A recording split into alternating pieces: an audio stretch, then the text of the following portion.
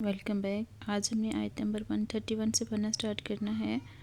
तो पढ़ने से पहले दुरूद पाक पढ़ लेते हैं। अऊज़ु बिल्लाहि मिनश शैतानिर रजीम। बिस्मिल्लाहिर रहमानिर रहीम।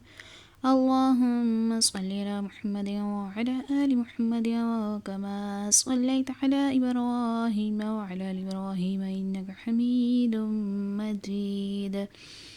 اللهم بارك على محمد وعلى آل محمد كما باركت على إبراهيم وعلى آل إبراهيم إنك حميد مجيد। तो पढ़ना स्टार्ट करते हैं। ईद जब क़ाला कहा लहू इससे रब्बुहू इसके रब ने अस्लिम फरमाबरदारी कर क़ाला अर्ज़ की असलम तो मैंने फरमाबरदारी की ली रब्बिल आलमीन तमाम जहानों को पालने वाले की।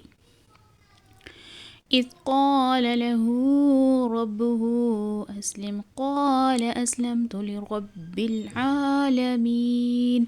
तर्जमा याद करो, जब इसके रब ने इसे फरमाया फरमाबरदारी कर तो इसने अर्ज़ की मैंने फरमाबरदारी की इसकी जो तमाम जहानों का पालने वाला है। नेक्स्ट आयत भी पढ़ लेते हैं तो दोनों की वजाहत इकट्ठी कर लेंगे।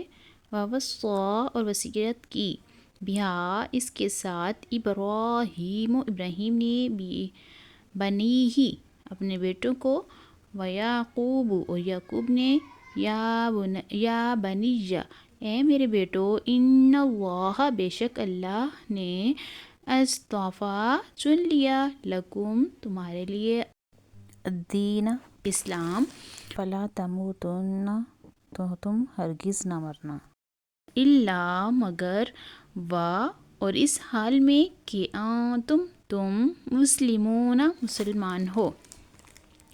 ववस्सा बिहा इब्राहीम बनीही व याकूब या बनिय्या इन्नल्लाह अस्तफ़ा लकुमुद्दीन फला तमूतुन्ना इल्ला व अंतुम मुस्लिमून।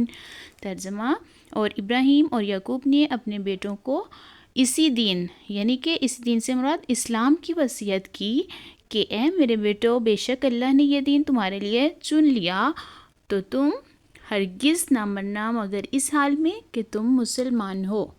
यहाँ पे इस आयत मुबारका में हज़रत इब्राहीम और याकूब अलैहिस्सलाम की अपने बेटों को दीन हक़ पर साबित कदमी की वसीयत जो है वो बयान की जा रही है।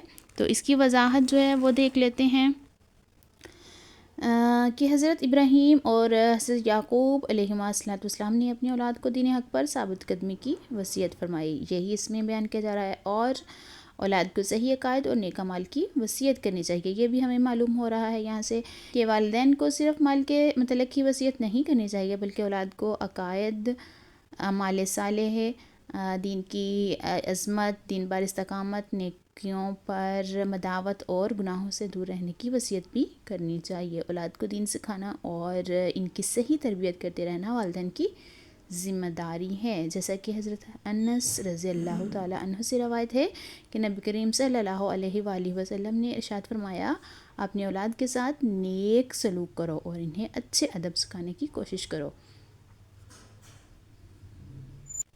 नेक्स्ट पढ़ लेते हैं।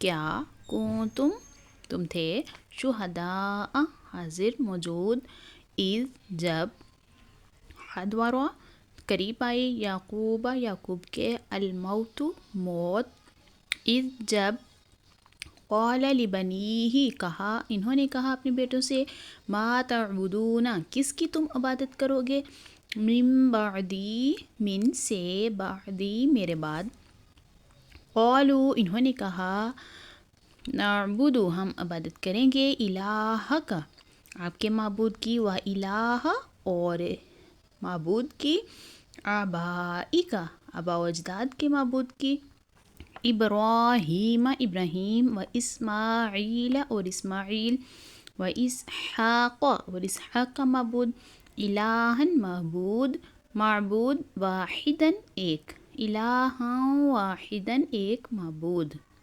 ونحن اور ہم لہو اس کے لیے مسلمون اطاعت کرنے والے فرما بردار.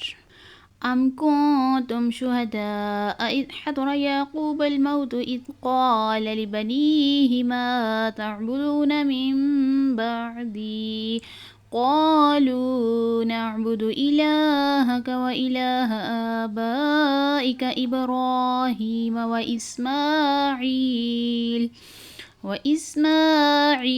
وإسحاق إلها واحدا ونحن له مسلمون. ترجمہ: اے یہودیو، کیا تم اس وقت موجود تھے جب یعقوب کے وصال کا وقت آیا، جب انہوں نے اپنے بیٹوں سے فرمایا، اے بیٹو، میرے بعد تم کس کی عبادت کرو گے؟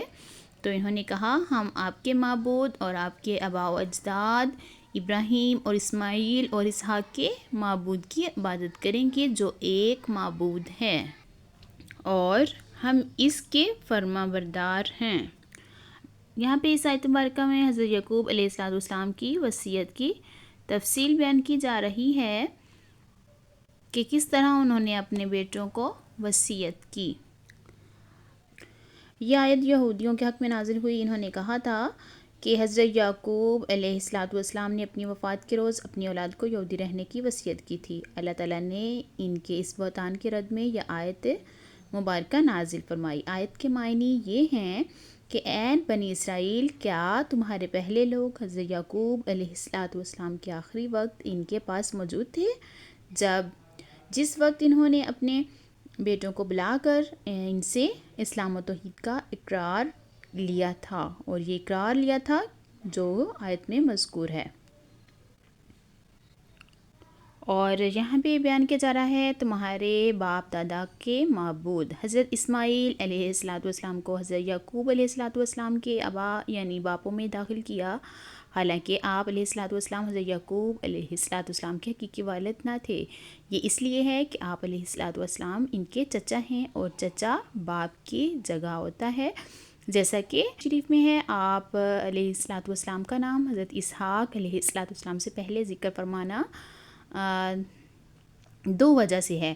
ایک تو یہ ہے کہ آپ حضرت اسحاق علیہ السلام سے 14 سال بڑے ہیں. دوسرا یہ کہ آپ سید عالم صلی اللہ علیہ وسلم کے آباء و اجداد میں سے ہیں. تو آج ہم آیت نمبر 133 تک کی رکھتے ہیں. نیکسٹ ویڈیو میں ہم آیت نمبر 134 سے پڑھنا سٹارٹ کریں گے. اگر آپ نے پچھلی آیات وہ نہیں دیکھی ہیں، نہیں پڑھی ہیں، تو آپ پچھلی ویڈیوز دیکھ لیں، اور کائنڈلی چینل کو سبسکرائب، لائک اینڈ شیئر ضرور کیجیے. جزاک اللہ خیرا.